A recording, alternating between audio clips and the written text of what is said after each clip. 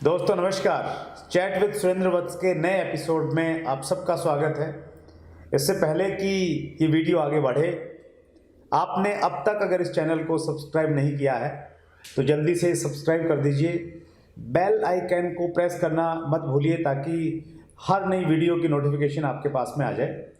और जिस प्रकार से हम लोग आगे बढ़ते जा रहे हैं वैसे वैसे इस इंडस्ट्री के जो और ज़्यादा सक्सेसफुल और कामयाब लोग हैं उनको हम आपके सामने प्रस्तुत कर रहे हैं, उनसे हम सब लोग सीख रहे हैं। मेरा एक दोस्त है, उसका केमिस्ट का काम है, मेडिकल स्टोर चलाते हैं वो, तो उनका नाम है महेश। तो मैं एक बार उनके पास में गया और मैंने उनसे कहा कि महेश, जो मैंने तुम्हारे से दवाई ली है तो क्या ये दवाई काम करेगी, कुछ फ़ायदा होगा इससे? उसने हंसते हुए कहा कि भाई आपको तो नहीं मालूम ये फ़ायदा करेगी या नहीं करेगी, लेकिन मुझे फ़ायदा ज़रूर करेगी, यानी मुझे आपके ख़रीदने से कुछ ना कुछ फ़ायदा ज़रूर होगा। तो मुझे नहीं मालूम आप इस एपिसोड से इन सक्सेसफुल लोगों से क्या सीख रहे हैं, लेकिन मैं बहुत कुछ सीख रहा हूँ।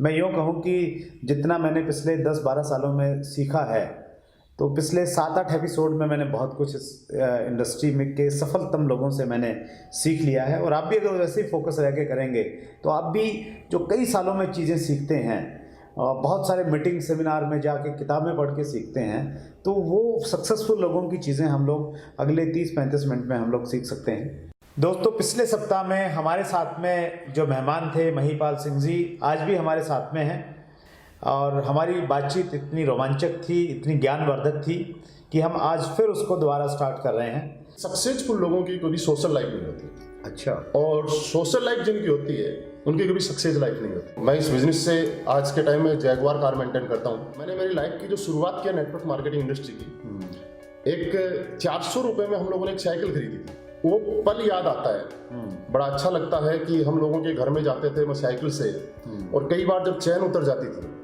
और हाथ जब काले हो जाते थे,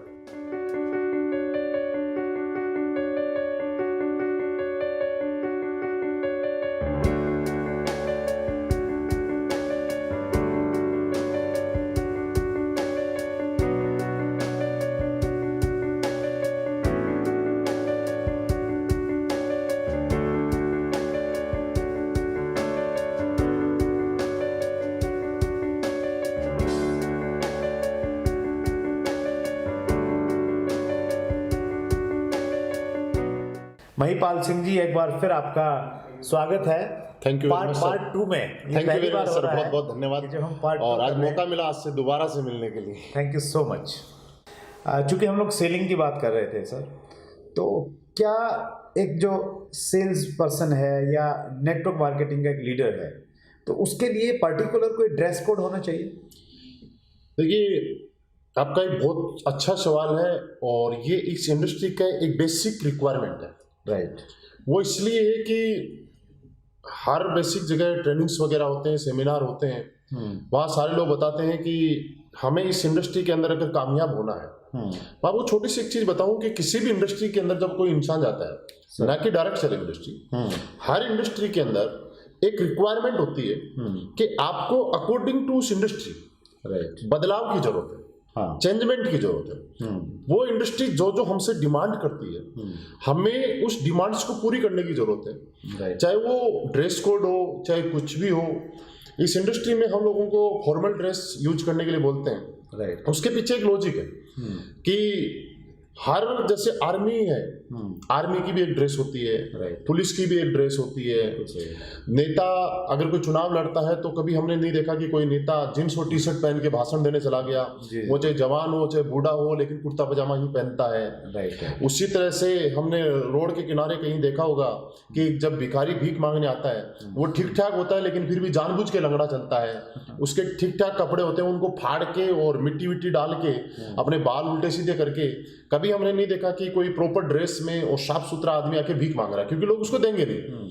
तो हर आदमी जिस भी फील्ड में जा रहा है वो उस फील्ड के अनुकूल अपनी ड्रेस चेंज कर रहा है। अगर किसी, हमने गया मंदिर में देखा, किसी पंडित जी को देखा, बाबा जी को देखा, स्वामी जी को देखा, तो वो भी भगवा वस्त्र धारण करते हैं। किसी मौलवी को देखा, उसकी अपनी ड्रेस है। मतलब जिस भी फील्ड में आप जाते हैं, हर आदमी की, पायलट की हम देखते हैं अलग ड्रेस है, हर फील्ड में किसी में भी जाओ, उसी तरह से नेटवर्क मार्केटिंग में भी सर एक प्रॉपर ड्रेस का होना बहुत जरूरी है। अब कई बार आपके सामने भी ये चीज आती होगी, हमारे सामने भी आती है।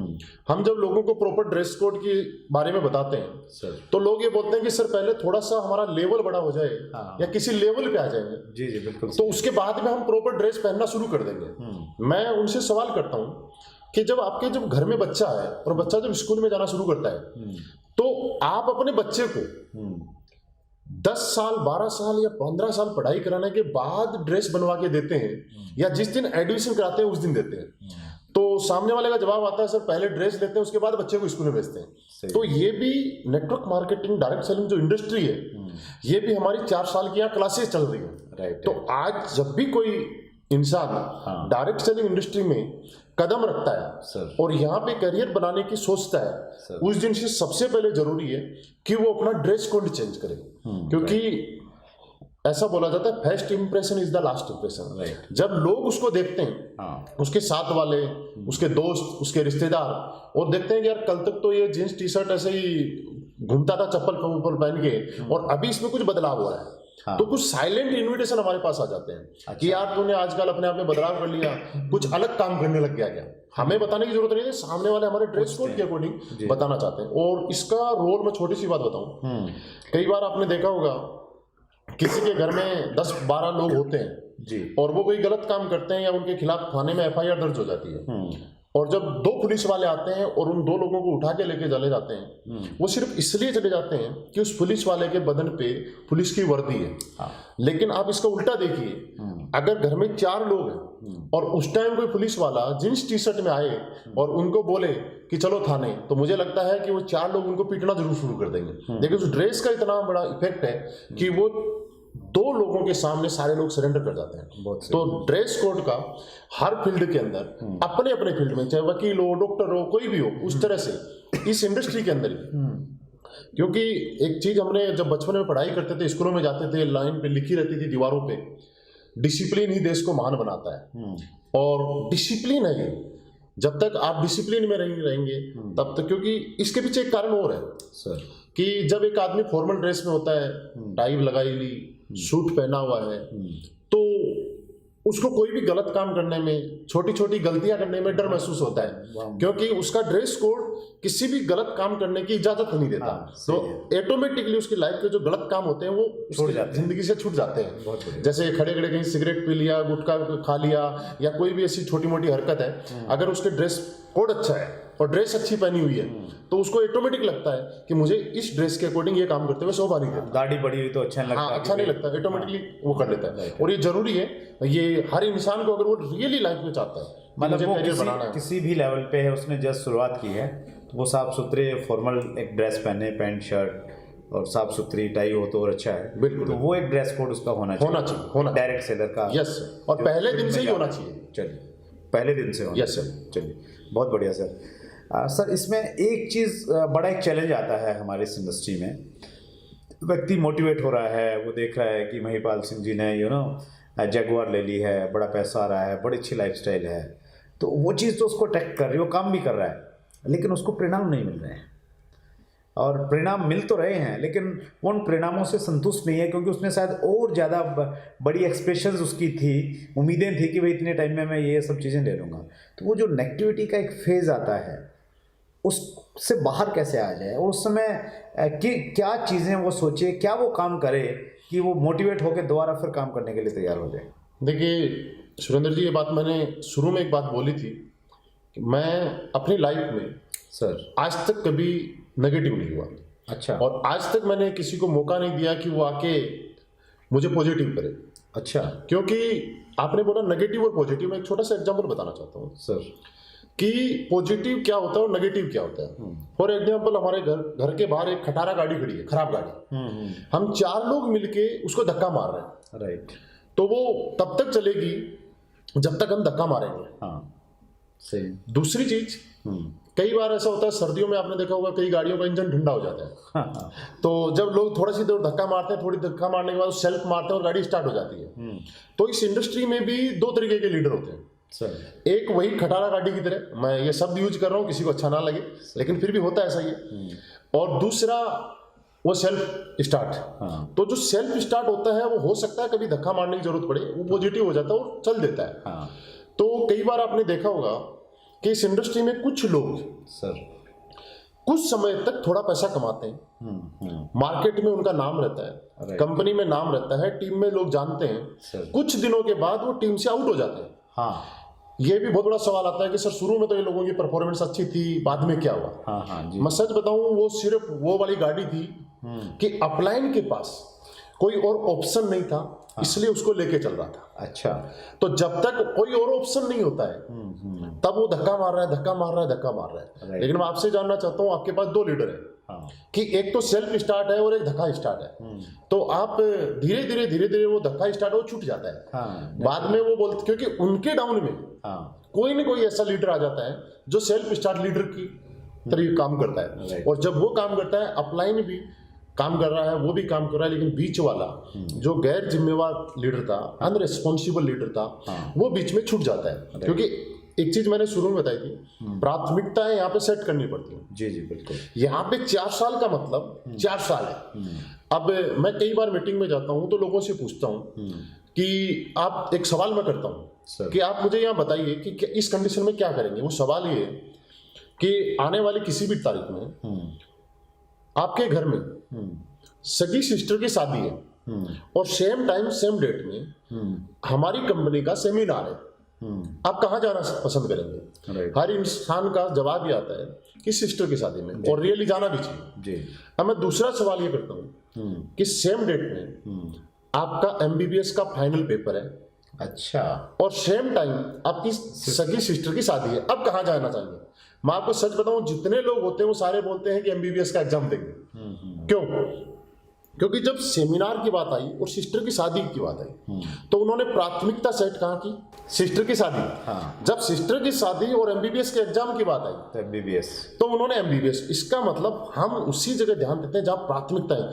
तो जो आपने बताया उसका कारण ये है कि वो लोग प्राथमिकता सेट नहीं कर पाते कि आखिर मुझे कितने बड़े लेवल के ऊपर ये इंडस्ट्री लेके जा सकती है। और मैं आपको बताऊं, मैं किसी भी सरकारी नौकरी के खिलाफ नहीं हूँ, अच्छी बात है, हर चीज बढ़िया है, लेकिन MBBS का सिर्फ फाइनल एग्जाम है, पास होगा कि नहीं होगा गारंटी नहीं है, डॉक्टर बनेगा कि नहीं बनेगा गारंटी नहीं है, इनकम आएगी कि नहीं आएगी गारंटी नहीं है, सिर्फ एक पेपर मिलेगा जिसको डिग्री बोला जाता है। लेकिन अगर यहाँ पे 4 साल देगा तो मैं गारंटी दे रहा हूँ कि मैंने जैसे आपको बताया कि पिछले साल की मेरी एनुअल इनकम जो 2,55,00,000 और 60,000 रुपए थी, तो मैं इसका 10% भी अगर आई तो भी मुझे लग रहा है कि घाटा नहीं है। तो आज छोटे मोटे उतार चढ़ाव आते रहते हैं, ये वैसे ही हैं जिस तरह से हम गाड़ी लेके कहीं जा रहे हैं तो कई बार ऐसा भी होता है कि रेड बत्ती पे जाम लग गया।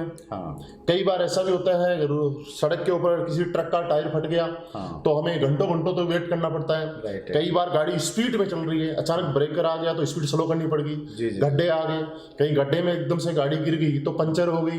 लेकिन कभी भी मुझे दिल्ली से जयपुर जाना है, ऐसी सिचुएशन आ गई तो मैं इस चीज के लिए नेगेटिव नहीं होता कि 1 घंटे का जाम लग गया तो मैं आज के बाद जयपुर नहीं जाऊंगा। हम वहां वेट करते हैं। वैसा यहाँ भी है। यहाँ पे भी कई बार क्या होता है कि हम जब काम करते हैं तो कई बार हम जितना काम करते हैं हमारी उम्मीद से अच्छे रिजल्ट आ जाते हैं। और कई बार ऐसा भी होता है कि हम जब काम करते हैं और जो हमारी उम्मीद है उसमें भी ना के बराबर रिजल्ट आते हैं। तो मेरा कहना मानना ये है कि जब कोई भी इंसान काम कर रहा है अपने फील्ड में और वो लगातार सफलता लिए जा रहा है, सक्सेस लिए जा रहा है, तब तो इस दुनिया का कोई भी आदमी पॉजिटिव रह सकता है। रियली पॉजिटिव रहना वो है कि परिस्थितियां मेरे प्रतिकूल है, रिजल्ट मेरे प्रतिकूल है, मैं जो उम्मीद कर रहा हूं वैसी उम्मीद के अनुसार रिजल्ट नहीं आ रहे, उसके बाद भी मैं पॉजिटिव हूं, इसको पॉजिटिव होना बोलते हैं। वो सही लीडरशिप वही है, सही लीडरशिप वो है, पॉजिटिव होना इसको बोलते हैं। तो जो इंसान लगातार पॉजिटिव रहता है, प्राथमिकताएं सेट करके काम करता है, और ये तभी हो सकती है जब उसका विजन क्लियर हो कि लाइफ में चाहे कुछ भी हो जाए मुझे यहाँ स्पीड से बढ़ना है, वही लोग काम है। और मैं एक छोटी सी बात और कहना चाहता हूँ कि यहाँ पे बहुत अच्छा सक्सेस होने के लिए जरूरी है कि आप अपने काम में जिस भी कंपनी में जहां भी है आप बहुत ज्यादा स्पीडली काम करने की जरूरत है। अच्छा, स्पीड के साथ, मोमेंटम के साथ काम करने की, क्योंकि हर इंसान अपने अपलाइन को देख के पॉजिटिव होता है। हर आदमी किसी न किसी का अपलाइन है, राइट, और वो उनको देख के पॉजिटिव हो रहा है, उनकी परफॉर्मेंस उसको मोटिवेट करती है। यस, परफॉर्मेंस हमेशा मोटिवेट करती है। अब अपलाइन की स्पीड है पैसेंजर ट्रेन की तरह, तो आपने देखा, और अब एक अपलाइन है जिसकी स्पीड है राजधानी ट्रेन की तरह या बुलेट ट्रेन की तरह चल रहा है। तो ये आपने देखा होगा कि बुलेट ट्रेन में बैठने के बाद, राजधानी में बैठने के बाद कोई भी इंसान बीच में उतरना पसंद नहीं करता। वो जिस स्टेशन से चलती है और लास्ट स्टेशन से तक जाती है वहीं पे उतरते हैं। लेकिन पैसेंजर ट्रेन में कभी भी आपने देखा होगा कि 50 किलोमीटर से ज्यादा का यात्री कभी सवारी नहीं करता और कहीं भी चैन खड़ी कर लेते हैं। सही है, तो आज भी दुख की बात यह है कि इस इंडस्ट्री में बहुत सारे लोग बहुत बड़ा करना चाहते हैं और सोचते हैं कि ये हो जाए, लेकिन खुद चलते हैं पैसेंजर ट्रेन की स्पीड से। अच्छा। बाद में वो बोलते हैं कि हमारी टीम कहीं और चली गई, टीम के लोग काम नहीं कर रहे, टीम हमारा साथ नहीं दे रही। इसका पीछे कारण कुछ नहीं। एक अच्छे लीडर में मैं बताऊं कि लीडरशिप की जो परफॉर्मेंस होती है, मेरा मानना है कि दो तरीके की परफॉर्मेंस होती है। एक होती है लीडर में लीडरशिप परफॉर्मेंस, कि वो अपनी लीडरशिप के दम पे, अपने टैलेंट, अपनी क्वालिटी के दम पे लोगों के साथ एक ऐसा रिलेशन बनाए, लोगों को इस तरह से मोटिवेट रखे, लोगों को इस तरह से प्रेरित करे कि लोग उसके साथ लगातार काम करें। और दूसरी परफॉर्मेंस होती है पर्सनल परफॉर्मेंस। अच्छा, मेरा पर्सनली ऐसा मानना है कि आज के टाइम में अगर आपको बहुत बड़े लेवल पे जाना है, अपनी टीम को हमेशा खुश रखना है और अपनी टीम के अचीवमेंट लगातार कराने हैं, कामयाब करना है, आपकी पर्सनली परफॉर्मेंस होना बहुत जरूरी है। अच्छा, वो इसलिए कि लोग हमेशा, मैंने जैसे बोला था, हमसे ही मोटिवेट होते हैं। इंसान हमेशा उसी को कॉपी करता है जिसकी गाइडलाइन में चलता है। हाँ, और दो चीजें होती हैं, कुछ लीडर्स क्या करते हैं, सिर्फ स्टेज के माध्यम से बड़ी बड़ी बातें करते हैं लेकिन उन बातों पे खरा नहीं उतरते, खुद नहीं करते। जी। और कुछ लोग क्या करते हैं कि स्टेज पे जैसा बोलते हैं वैसा प्रैक्टिकल भी करते हैं। मैं मेरी बात करूं, आज भी मेरे पर्सनल प्लान होते हैं। अच्छा, आज भी मैं इसलिए प्लान करता रहता हूँ कि कहीं ऐसा ना हो कि भूल ना जाऊं। और आपने बताया कि कई बार लोगों को उम्मीद के अकॉर्डिंग रिजल्ट नहीं मिलते जी, तो लोग नेगेटिव हो जाते हैं। और ऐसा लोगों के साथ नहीं होता है, ऐसा मेरे साथ भी होता है। राइट, मैं आपको कई वाकये हुए मेरे साथ, मैं आपको बताऊंगा तो आपको हंसी आएगी। जैगुआर के अंदर बैठा के मैं किसी को प्लान दे रहा हूँ। राइट, 1 घंटे में प्लान शो कर रहा हूँ।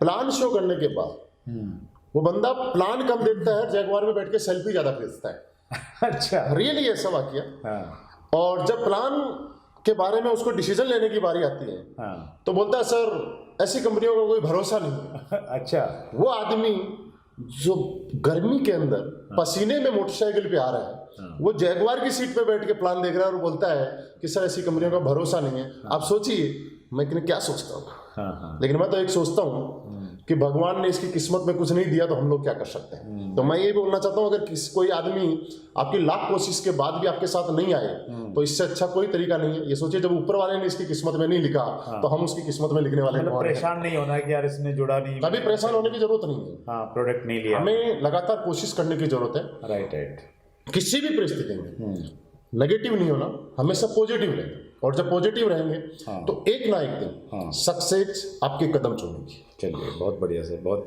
बड़ी बात। और जैसा आप कह रहे थे उसमें मैं बीच में ये ऐड करना चाहता हूँ कि जनरली हमारे समाज में जो व्यक्ति थोड़ा सा कमज़ोर है उसको हेल्प किया जाता है। परिवार में भी जो कमज़ोर बच्चा है उसको पेरेंट्स ज़्यादा थोड़ा मदद करते हैं। लेकिन इस इंडस्ट्री में ऐसा देखा जाता है कि यहाँ कमज़ोर की मदद नहीं की जाती। यहाँ जो शक्तिशाली है, जो स्ट्रॉन्ग है, जो तेज़ी से काम कर रहा है, जो आपने कहा कि सेल्फ स्टार्ट वाले लोग हैं, उनको ज़्यादा महत्व दिया जाता है। और एक शेर है बड़ा अच्छा कि उन चिरागों को हवाओं से बचाया जाए जिन चिरागों को हवाओं का खौफ नहीं। यानी जो लोग चिरागों की तरह हैं, जो चमकीले हैं, उनको बचा के रखे जाए, उनका ध्यान रखा जाए, क्योंकि वो अगर भड़क गए तो आग लगा सकते हैं। तो वो बखूबी आपने बातचीत इसको रखा। सर, हमारे इस एपिसोड में एक सेगमेंट है जिसे हम कहते हैं funny moment of the life, क्योंकि ये बिज़नेस इतना खूबसूरत है तो इसमें बड़े अच्छे वाक़या बनते हैं। तो कुछ ऐसी घटनाएं अगर आपकी ज़िंदगी में हैं जिनको याद करके आपको अच्छा लगता है तो प्लीज़ हमारे व्यूअर्स के साथ शेयर कीजिए। मैं कुछ घटनाएं हैं जो आपको बताना चाहता हूँ सर, कि 2-3 घटनाएं जो आपके साथ शेयर करना चाहता हूँ प्लीज़। और ये रियली है। हाँ प्लीज़। जब शुरू में हम लोगों ने डायरेक्ट सेलिंग शुरुआत की थी, मैंने आपको बताया मैं मेरिट में था। एक बार क्या हुआ कि हम ऐसे लोगों को इनवाइट कर लेते थे। तो उस दिन मैंने काफ़ी गेस्ट बुलाए। अच्छा। और कोई आया नहीं था। अच्छा। तो वहाँ पे जहाँ हमारा प्रेजेंटेशन होता था, प्लान चलता था, नियर बाई एक मार्केट था और ऐसे ही एक इंसान, मुझे लड़का घूम रहा था, मैं उसको बुला के ले आया। अच्छा। पूरा प्लान हुआ 1-1.5 घंटे का। लास्ट में मैं देखता हूँ कि वो फ़ोन निकाल रहा है और फ़ोन पे बातें कर रहा है। तो मैंने बोला सर क्या हुआ? बोला सर आपका प्लान बहुत अच्छा लगा और मैं भी करना चाहता हूँ, लेकिन अभी मैं पैसे लेके नहीं आया और मेरे भाई को फ़ोन कर रहा हूँ, पैसे लेके बुला रहा हूँ। तो मैंने कहा फिर दिक्कत क्या है? बोला सर मेरे फ़ोन में बैलेंस नहीं है। अच्छा। तो मैंने बड़ा, क्या होता है शुरू में जब इंसान काम करता है उसको बहुत सारी जगह से मना किया जाता है। हाँ। और एकदम से कुछ रिजल्ट आने की गुंजाइश दिखती है। हाँ, तो बड़ा खुश हो जाता है। हाँ। और मैं भी बड़ा एक्साइटेड हुआ। मैंने कहा आज तो हमारी शुरुआत हो गई, बढ़िया काम हो गया। अच्छा। पहली बार में ही रिस्पॉन्स अच्छा आ रहा है। मैंने मेरा फ़ोन निकाल के उसको दिया, टाटा डोकोमो का फ़ोन था मेरे पास। अच्छा। तो जैसे ही उसको दिया मैंने कहा ले फ़ोन की बात कर। हाँ। तो वो उसने नंबर लगा के बात करने लग गया। हम अदर जो हमारे गेस्ट थे उनसे बात करने लग गया। हाँ। तो फ़ोन का पता नहीं चला कब होल्ड से बाहर निकल गया। अच्छा। थोड़ी देर के बाद हम इधर उधर देखते हैं तो वो लड़का दिखाई नहीं दिया। अच्छा, फोन लेके चला गया? हाँ, फोन लेके चला गया, दिखाई नहीं दिया। जब हमने ढूंढा उस मार्केट से जहाँ से उसको उठा के लाए थे वहां भी देखा, तो एक बार उस मार्केट में उसकी झलक दिखाई दी। हम पीछा किया पर वो भाग गया, निकल गलियों में, दिखाई नहीं दिया। और अगले दिन से फोन स्विच ऑफ, उसी टाइम फोन स्विच ऑफ हो गया। अच्छा। मैंने अगले दिन तकरीबन 3 बजे उस नंबर पे फिर फोन करने की कोशिश की कि ऑन तो नहीं हो गया, और उस नंबर पे रिंग जा रही। अच्छा। जब मैंने रिंग जा रही, सामने से फोन रिस्पॉन्स हुआ, मैंने उसको बोला यार जब तेरे को पकड़ना नहीं था तो मेरा फोन लेके क्यों भागा, तू पैसे ले लेता। तो सामने से मुझे आवाज आती है कि भाई साहब कौन से पैसे की बात कर रहे हो, कल जो 100 रुपए लेके गए थे वो वापस दो। अच्छा। मैंने बोला कौन से 100 रुपए? मैंने कहा ये फोन नंबर तो मेरा है, कल कोई आदमी मेरा फोन चुरा के लेके चला गया। बोला आपका फोन चुराया गया? मैंने कहा हाँ। बोला एक्चुअल हुआ क्या, कल बस स्टैंड के पास मैं खड़ा था और एक लड़का मेरे पास आया था, उसने इस सिम के अंदर 600 रुपए बैलेंस दिखाया और उसने बोला कि आप मेरी सिम रख लो, मुझे 100 रुपए चाहिए। आप ये 100 रुपए मैंने उसको दे दिए और वो सिम दे गया। बोला कल मैं एक काम करूंगा, सिम ले जाऊंगा और 100 रुपए दे जाऊंगा। अच्छा। बोला अभी तक नहीं आया। तब मैंने सोचा दुनिया में फोन भी ले गए और सिम भी भेज दी। सिम भी भेज दी। अच्छा। दुनिया में ऐसे लोग होते हैं। क्या बात? मैं कई जगह लोगों को बोलता हूँ, कई लोग बोलते हैं कि जिंदगी में कामयाब होने के लिए टैलेंट चाहिए। मैं आपको बताना चाहता हूँ, सभी को बताना चाहता हूँ कि दुनिया के हर इंसान में टैलेंट भरा पड़ा है। हाँ। गलती सिर्फ इतनी है कि वो टैलेंट को लगा कहाँ रहा है। अब टैलेंट तो उसमें भी था, फोन लेके भाग गया, सिम भी बेच दी। हाँ। जिस तरह से मैं आपको बताऊं कि टैलेंट इतना ज्यादा किसी भी फील्ड में कामयाब होने के लिए जरूरत नहीं है। क्यों नहीं है कि एक चोर को आपने देखा होगा, हम अपने ही घर में रहते हैं, जब सारी लाइटें बंद होती हैं। हाँ।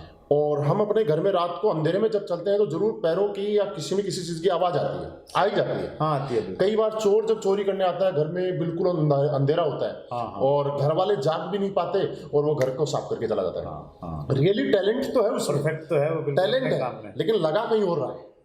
उसी तरह से हर इंसान में टैलेंट है, अगर वो सही जगह लगाए तो लाइफ में बहुत आगे बढ़ सकता है। दूसरा एक वाकया आपको और बताऊं कि शुरू में मैंने जैसे आपको बताया था कि मेरठ में हमारा कोई जानने वाला नहीं हुआ करता था, तो हम ऐसे ही चलते फिरते लोगों से बात किया करते थे।